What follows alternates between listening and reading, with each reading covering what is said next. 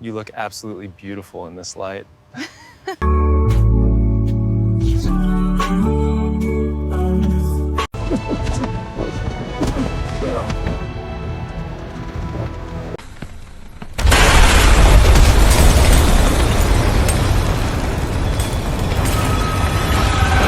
Hey everyone, I'm So Tai. As you've seen in the intro, today we're diving into a super interesting tool called Mocha, an end-to-end video character replacement framework that's been getting a lot of attention lately. And the big question everyone's asking is Mocha actually better than Wan2.2 Animate? In my previous video, I walked you through how to install and run the Wan Animate workflow in detail.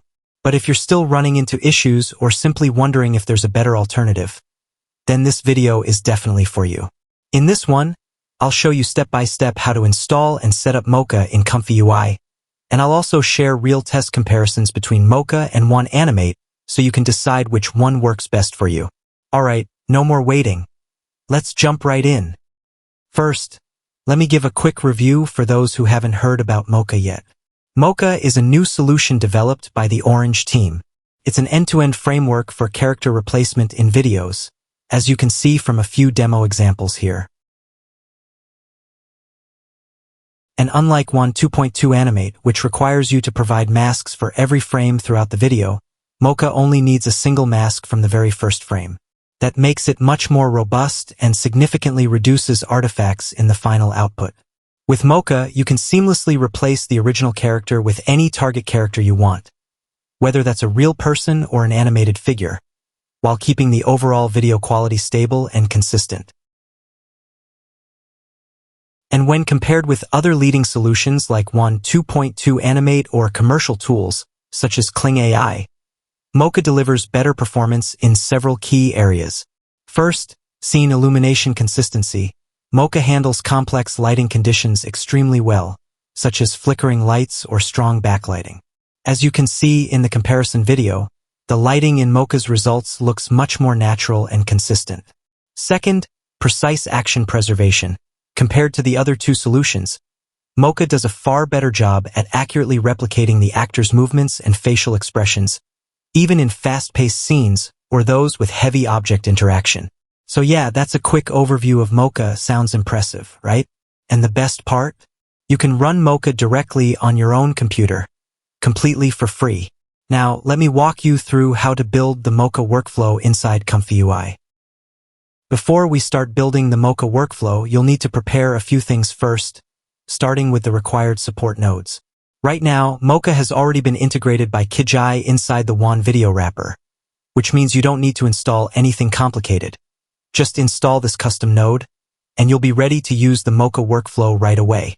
You can install it easily through the ComfyUI manager, or manually by going to your custom_nodes folder, running a git clone of the repository, and then installing the required Python packages via pip, just like shown in the instructions here. Next, you'll also need to download the required models and place them in the correct folders.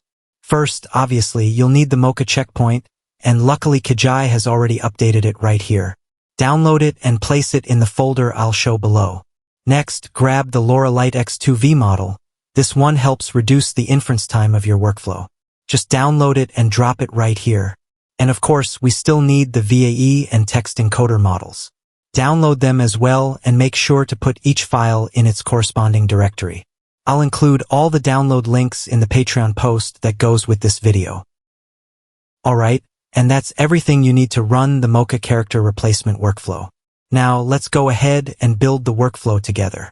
To make sure you fully understand how to set it up, and more importantly, the logic behind each component, let me first give you a quick overview of the idea behind it. So, Mocha has been integrated by ComfyUI inside a node called Mocha Embeds. As you can see here, this node has 5 inputs. First, we have the VAE model. Simply connect your Wan VAE model here, just like what I'm doing. Next is input video. This is where you feed in your reference video as a sequence of images. Then comes the mask input. This defines the object you want to replace. And unlike Wan Animate, with Mocha you only need to provide a mask for the first frame, not for every single frame throughout the video. Next up is reference 1. where you'll input the character image you want to use for replacement. Finally, there's reference 2.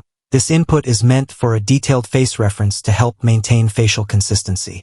However, in my testing, the difference wasn't significant with the current workflow, so you can safely skip this one if you want. Once the node receives all these inputs, it processes them and generates image embeds, which are then passed into the Wan video sampler node, representing the sampling process. If you've followed my previous tutorials on ComfyUI, you'll probably find this part pretty familiar. So as you can see, to build the Mocha workflow, all you really need to do is create these condition inputs. Once that's done, everything else becomes super straightforward. So now, let me walk you through how to create the remaining inputs and how to optimize them to get the best possible results. Alright, first, let's start with the input video.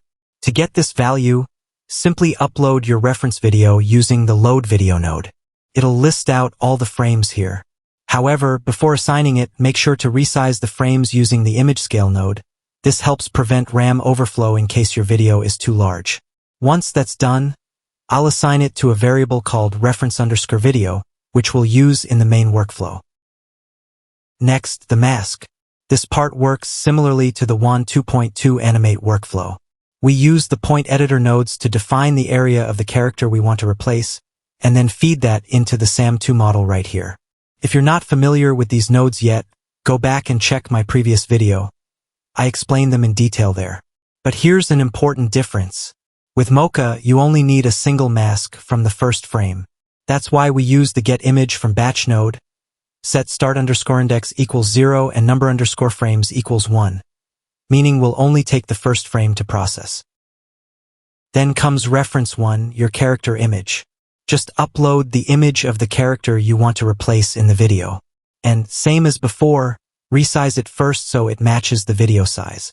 To keep proportions and avoid distortion, set keep proportion equals pad, and use color pad equals 127, 127, 127, that gray padding you see in the author's demo.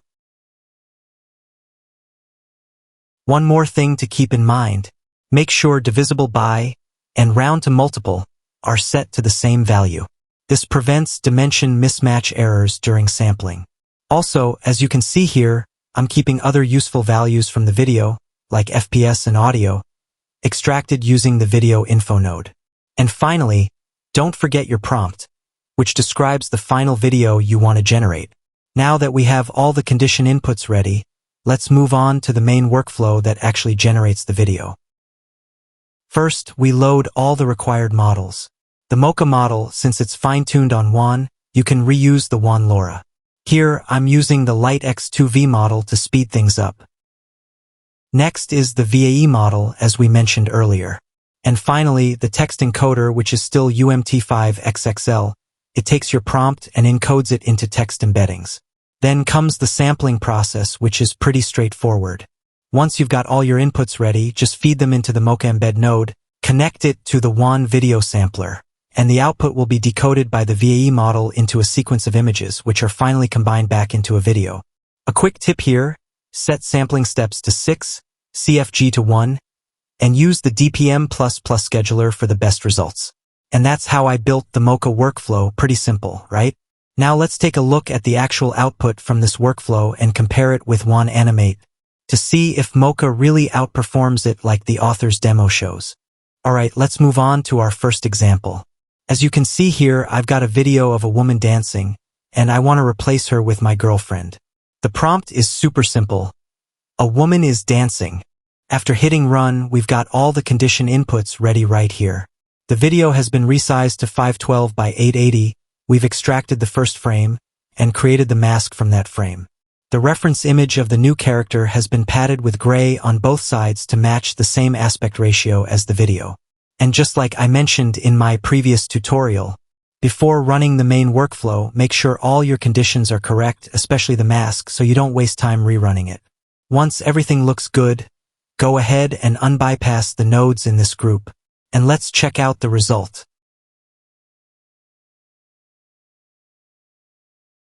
And here's the result. Yes, the workflow is running perfectly.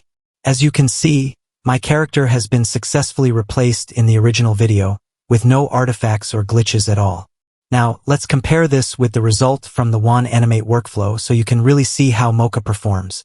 Here we go, Mocha versus Wan Animate.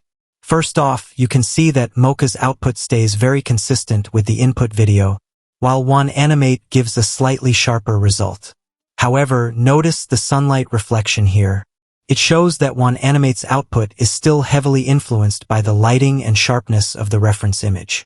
In contrast, Mocha produces more consistent lighting across the entire video, which helps avoid unnatural highlights or weird lighting mismatches like this one.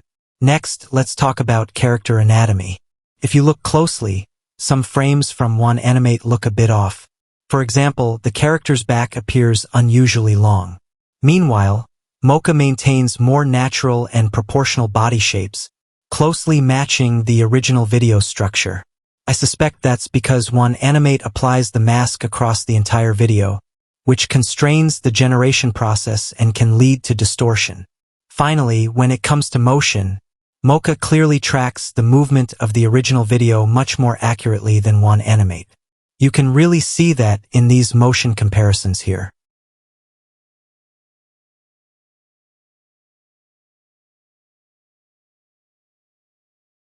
So overall, from this example, it's pretty clear that Mocha outperforms Wan Animate in terms of character replacement quality, lighting consistency, and motion accuracy. Alright, now I'm going to show you a few more examples, so you can really see what this Mocha workflow is capable of, and maybe get some ideas for how you can experiment with it in your own projects. This time, I'm using a video of a man practicing martial arts, and once again, my goal is to replace the character in the video with my girlfriend. The prompt is still simple. A woman is training in martial arts. After creating accurate mask regions like this, it's time to jump into the main workflow and generate the video. Click Run, and let's wait for the results together.